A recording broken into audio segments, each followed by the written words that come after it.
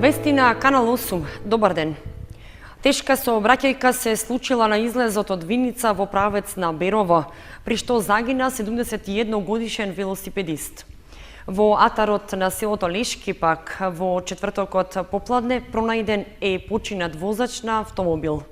И во двата случаи увид правеше полицијата, од што треба да се дознаат околностите за смртта кај двете лица. Во период од само 12 часа, во два одделни случаи, полициските службеници од регионот излегуваа на увид за утврдување смрт кај две лица од Кочани и Виница. Во првиот случај се работи за сообраќање на несреќа со смртни последици, што се случила на излезот од Виница, во близина на индустријската зона. На местото на несреќата се уште можеа да се забележат траги од крв и ознаки од извршениот увид од надлежните органи. Од полицијата го потврдија настанот и рекоа дека се преземаат мерки за негово расчистување. Утрово во 6 часот и 40 минути на регионалниот пат Превалец село Смоимирово, на место викано Говедарски пат, атар на Виница, се случила сообраќајна незгода помеѓу товарно моторно возило Peugeot Boxer управувано од 41 годишен возач од Кочани и велосипед управуван од 71 годишно лице од Виница.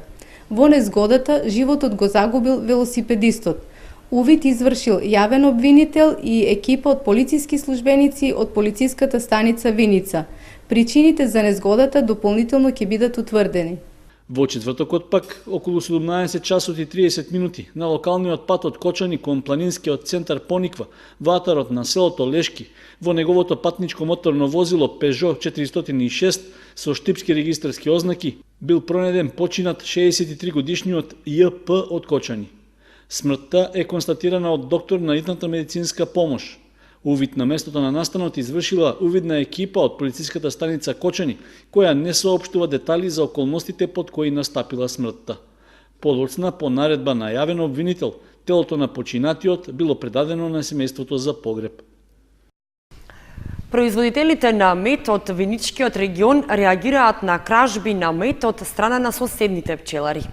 Само во месец август украдени се околу 150 рамки со мед. Иако штетата не е голема, фактот дека помеѓу пчеларите има арамии е загрижувачки. Пчеларите од Виница и регионот реагираат на кражби на мед. Само во средината на месец август од пчеларниците на Ѓорги Димитровски, Здравко Ѓоргиевски и Миле Иванов украдени се околу 150 рамки со мед. Поради лошата пчеларска година и недостатокот од мед, дел од пчеларите одлучиле да посегнат по туѓото. Локалитетот Обозна ова лето беше полн со пчелни семејства донесени од Штип, Кочани, Куманово, Скопје. За да ја покријат сопствената штета, тие посегнале во сандаците на нивните колеги. Пчеларите од Виница апелираат до медопроизводителите од соседните општини, кога веќе доаѓаат во нивниот крај и ги носат пчелите на паша, да не им го крадат производството. 7 семејства извадени се по 10 рамки, околу 65 рамки се извадени полни со мед. Пчелите се лоцирани спрема Ѓуѓеска река, место викано Димов Рид. Од соседството не се сумневам. Не знам, тука од мене нагоре има многу дојдени со пчели од Кочани, од Штип, па дури од Скопје рекоа дека имало. Така да не можам да се сумневам во никого. Мислам дека од Виница не е. А сигурно е дека се пчелари кои го фино ги обработили пчелите и ги земали целиот мед. Сите полни рамки ги извадиле со мед. Оштетените велат дека иако предизвиканата штета не е голема, фактот дека помеѓу пчеларите има арамии е загрижувачки. Поради намаленото производство на мед, неговата цена годинава достигна и до 350 денари за тегла мед. 8 паралелки формирани во гимназијата Љупче Сантов и 10 во средното општинско училиште Гошови Кентиев, заклучно со вториот августовски уписен рок. Менеджерските тимови на двете средни кочански училишта воглавно задоволни од бројката на запишани ученици. 177 ученици се запишани во средното општинско училиште Гошови Кентиев, заклучно со завршувањето на вториот уписен рок во средните училишта. Поточно, во машинската струка се запишани вкупно 62 ученици, во електроструката 98 и во сообраќајната струка 17 ученици. Со оглед на тоа дека ова средно училиште може да прими вкупно 408 ученици, Оние кои не ги исполнуваат условите за упис во гимназиско образование, може да се запишат и во средното училиште Гошо Викентиев, истакна директорот на училиштето Димче Сребренов. Запишени се нови 30 ученика во августовиот уписен рок, со што бројката на купната бројка на ученици во прва година ќе изнесува 177 расподелени во 10 паралелки. Че толку се планирани. Очекуваме истите успешно да поминат и на Советот на општина Кочани, каде секоја година бараме согласност за помал број на паралелки со помал број на ученици. Ова бројка очекувам до крајот на септември да расте. Има одбиени ученици кои не ги исполнуваат критериумите во гимназиско образование, кои доваѓаат и се интересират и се запишуваат. Значи уписниот рок продолжува до септември, кога во паралелките каде што имаме уште слободни места може да се запишуваат учениците. Во гимназијата Љупчо Сантов се формирани 8 планирани паралелки, 4 во гимназиско и 4 економски техничар. А конечната бројка на запишани ученици според бодовите ќе се знае во понеделник, истакна веде директорот на училиштето Доне Донев. Инаку и двете средни кочански училишта се подготвени за стартот на новата учебна година. Завршена е дезинфекцијата како и чистењето на просториите за успешен дочек на учениците. Според статистичките податоци од Институтот за јавно здравје, во Кочани на еден примарен лекар има над 1000 жители и над 2500 жители се на еден специјалист. А според стапките на смртност, општината се наоѓа под просекот, со 22 починати новороденчиња. Кочани се наоѓа на листата на првите 10 општини во државата со релативно високо ниво на здравствена заштита. Според податоците од Институтот за јавно здравје, што се однесуваат на медицинските индикатори во земјава, како што се број на жители на еден лекар и број на болнички капацитети, Кочани се наоѓа во групата на просечни вредности. На 1092 жители има еден примарен лекар, а 2699 жители се на еден специјалист. Пред Кочани на листата се наоѓаат Велес, Прилеп, Струмица, Куманово, Охрид, Битола, Тетово, Штип и Скопје со најмал број на жители на еден лекар од примарното здравство, односно 953 пациенти. Штип со клиничката болница и Центарот за јавно здравје располага со доволен број на лекари, специјалисти и кревети по жител, меѓутоа има недостиг во бројот на медицински работници во секундарните установи, каде што еден специјалист се грижи за 2194 жители. Со анализата на податоците од Институтот се опфатени 30 градови и региони во земјава и направено е бодирање врз база на кадровските и просторните потенцијали. Констатирано е дека жителите на Скопје добиваат највисока здравствена услуга, додека Демир Хисар има најниско ниво на здравствена заштита. Според статистичките податоци, Кочани го држи неславниот рекорд во бројот на починати новороденчиња заедно со Гевгелија со по 22 починати бебиња. Меѓутоа, квантитетот не подразбира и квалитет во здравството. Кочанската општа болница се соочува со недостиг на стручен кадар. Во изминатиот период беа вработени 3 лекари по општа медицина кои ќе бидат упатени на специјализација, а наскоро ќе биде објавен и оглас за уште 6 нови вработувања. Инаку, според податоците од Државниот завод за статистика, во второто тромесечие од 2016 година во државата се евидентирани 5559 новороденчиња, што е за 2,8% помалку од истиот период минатата година. Намалување од 1,6% е забележано и во бројот на умрените лица и изнесува 4777, а од нив 55 се починати доенчиња. Ликовен перформанс Здивот на летото се одржа во Кочани како дел од втората етапа на манифестацијата Топол културен бранд 2016. Вечерва се одржува фолклорен концерт, а в среда камерен концерт со што и завршува манифестацијата. На платото пред Центарот за култура Бели Мугри во Кочани се одржа ликовен перформанс со наслов Здивот на летото.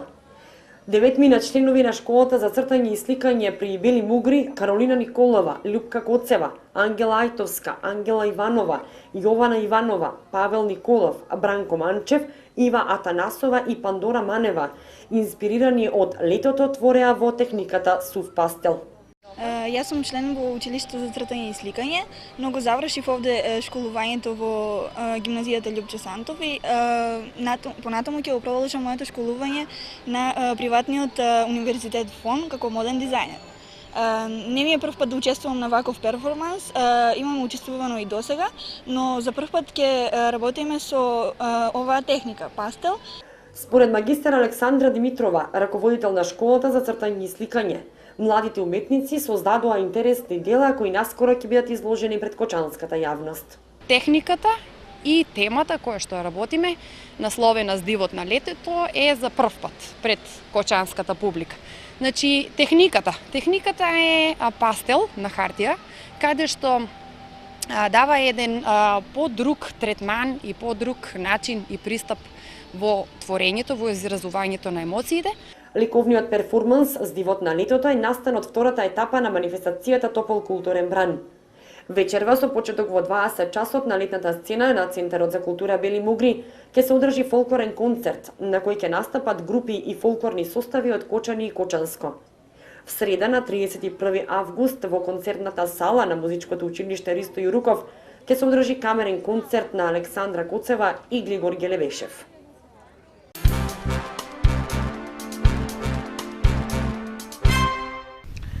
Пред публиката во Видница синоќа за прв пат се представи графичкиот колектив Принтнест од Софија. Тројца македонски и двајца бугарски графичари, сите кадар од Националната академија во Софија. Изложбата е дел од манифестацијата Топол културен бран 2016.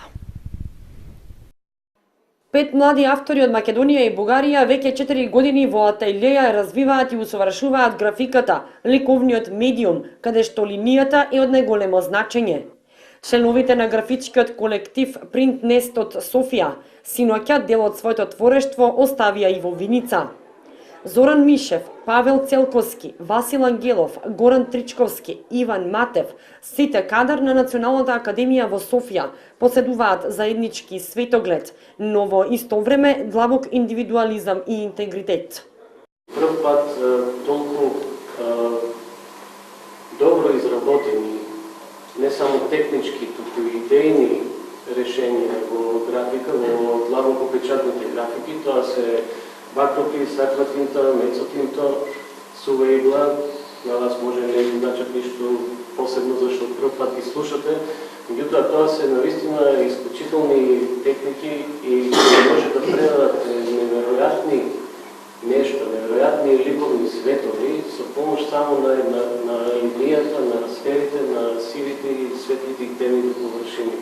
Самиот графичен јазик е многу поразличен од другите техники во уметност. Уметноста сите знаеме дека е бескраен космос. Уметникот винаги бара својот личен јазик. Така да, барем за нас пекмина, графиката ја дава таа можност да ние да зборуваме со тие изразни средства. Секој од нас си го има својот пат, своите задачи си ги поставува сам наоѓа решенија и човек се пушта сам во тие води за барање на лични одговори. Графичкиот колектив Принтнест своји изложби имаат организирано во Италија, Германија, Кина, Аргентина, Бугарија, а во Виница се на покана на музејот Теракота со поддршка на Министерството за култура. Графиките ќе бидат изложени во следните 2 недели. Православните верници на 28 август го учествуваат празникот посветен на Успение на Пресвета Богородица. По тој повод во Кочанскиот храм ќе се отслужи света божествена литургија. Во манастирите посветени на овој празник ќе се одржат црковно-народни собири.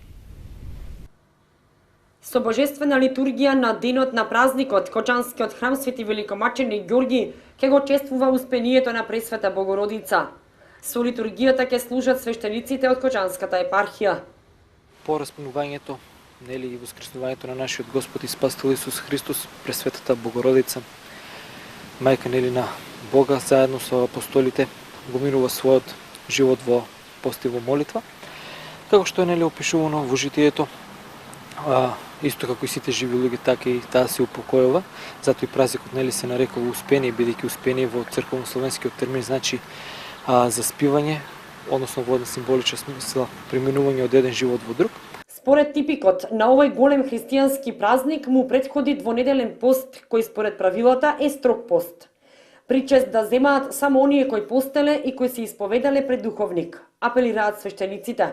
Значи должност ние како свештеници да апелираме до сите оние верници кои што се подготвувале со претходно покаяние и со исповед и добивање на благослов од духовниот отец за причестување да пристапат на празникот, додека сите оние кои што само постеле, а немаат благослов или не се исповедали или постеле на секој свој начин како што тие најдобро го замислуваат, да не пристапуваат неподготвени, бидејќи причеста ќе им биде не повеќе туку ќе им биде за осуда отколку за спасение. Голем црковно-народен собир се организира на манастирот посветен на празникот Успение на Пресвета Богородица во Чифлик, така што црковниот одбор на манастирот ги повикуваат сите православни верници да бидат дел од собирот. Инаку, црковното предание учи дека Богородица се упокоила како и сите луѓе, не своеволно како нејзиниот син, туку според нејзината смртна човечка природа сврзана со овој свет. Она што и се случува на Дева Марија ќе се случи на сите оние кои го поддржаваат нејзиниот пример и живеат богоугоден живот на скромност, љубов и смирение пред Божјата воља.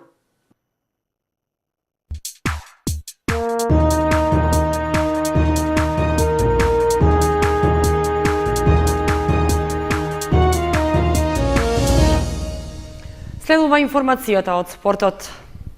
Викендов започнува новото првенство во детската фудбалска лига на Македонија. Вице-шампионот Фудбал Старс од Кочани во првото коло игра на домашен терен со екипата на Куманово 2012. По летните одмори и паузата во првенствата, фудбалските терени во државата повторно заживуваат. Откако првите надпревари ги одиграа екипите во прволигашка конкуренција, од овој викенд започнува и првенството во детската фудбалска лига. Тоа ќе биде нов предизвик за најмладите фудбалери кои играат за екипата на Фудбал Старс од Кочани, инаку вице-шампион од минатото првенство. Во првото коло што се игра в недела, тие ќе бидат домаќини и ќе ја пречекаат екипата на Куманово 2012-та, која е нова во лигата и без поголемо искуство, поради што би требало да представува лесен противник. Надпреварите ќе се играат со почеток во 10 и 12 часот, во конкуренција на пионери и помлади пионери, односно за играчи родени 2000-та и 2001 година. Според информациите од тренерот на Фудбал Старс Симеон Митев, во екипата има и нови членови, односно засилувања од другите локални клубови од Кочани. Се планира надпреварите во првиот дел од првенството повторно да се играат на игралиштето во Чешиново. Во меѓувреме, привршени се активностите за оспособување на теренот во Горни Подлог, а се чека на средување на собликувалните за да се обезбедат основните услови за организирање на надпреварите. Митев рече дека се надева оти ќе има и некаква помош од локалната самоуправа, со оглед на одличниот успех што досега го имаат најмладите фудбалери од општината.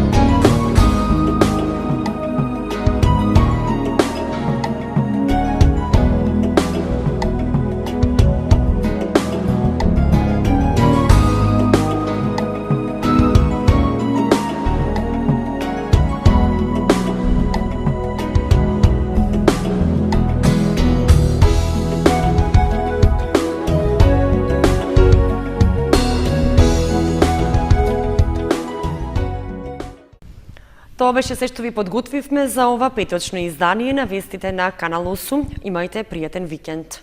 Довидување.